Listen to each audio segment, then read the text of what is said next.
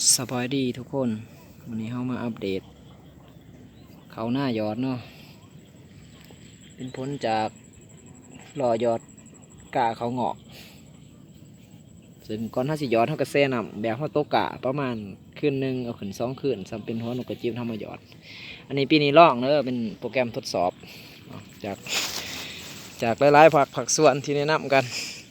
นี่ยอดก็สิเป็นแถวงามอยู่เฮ็ดแบบนี้ก็สิประหยัดเวลาแน่เราก็ควบคุมทำได้ก็ถือว่าได้ผลดีศัตรูผลก็คือหอยเวลาเราหยอดเขาสำหรับผู้ที่มักเกษตรผสมเอาแบบผสมประสานกันอันนี้เจ้าของเห็ดมีทั้งดำแล้วก็มีทั้งหยอดแล้วก็มีทั้งหวานตัวนี้คือผักส่วนหยอดซ้ายนั่นกำลังหยอดใหม่นั่งขึ้นแสงแดดสีกระทบไปจังหน่อยซ้ายนั่นหยอดใหม่ใส่หยอดใครที่มักเกษตรผสมสามารถแบบถักถามกันเนาะแลกเปลี่ยนบทเรียนเพื่อที่จะนำบทเรียนดังกล่าวไปต่อยอดพัฒนาสิ่งแห่งงานทางด้านการเกษตรเราให้ได้ดีที่สุดในระยะต่อหน้าอันนี้ก็เป็นบทเรียนใหม่คือกันเนาะบ่ท่านใดกับบ่ท่านใดประสบผลสำเร็จทางด้านการดำเนินงานแต่ว่ากำลังลองปีนี้เป็นปีที่ลองเนาะลองเห็ดเป็นหน้ายอดระยะที่มันขึ้นนี่ก็สิประมาณ10 ปลายวันประมาณ2 อาทิตย์ไปปลายน้อยนึงเขากาแบบเขากาเลยเนาะ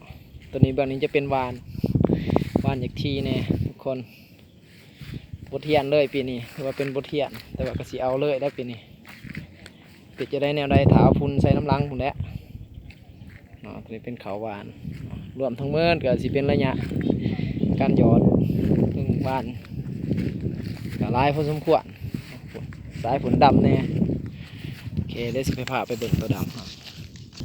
โอเคเบอร์นี้ดำกำลังดำใหม่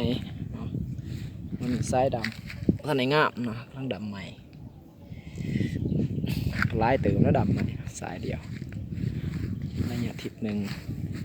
7 วัน8 วันวันนี้เนาะดำหน้าไผวางมาซอยกันเด้อไผวางเด้อ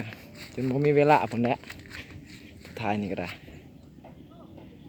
ดำหน้าเนาะลองเบิ่งเฮ็ดหน้าปีทำอิฐลองเพิ่มพูนผลผลิตแบบใหม่เพื่อจะได้กับ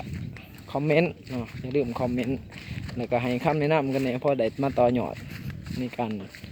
ลงไฮลงหน้าทุกๆผักส่วนนี่เกินมาเสริมกำลังใจสาวไฮสาวหน้าเฮาให้มีการต่อยอดตื่มการเห็นไทยหน้าเนาะสมควรอยู่ตัวนี้กำลังขึ้นเนาะขึ้นสูงสำไรจังสีคอยอัปเดตให้เบิ่งอีกเทื่อนึงโอเคขอจบคลิปเพียงส่วนนี้ก่อน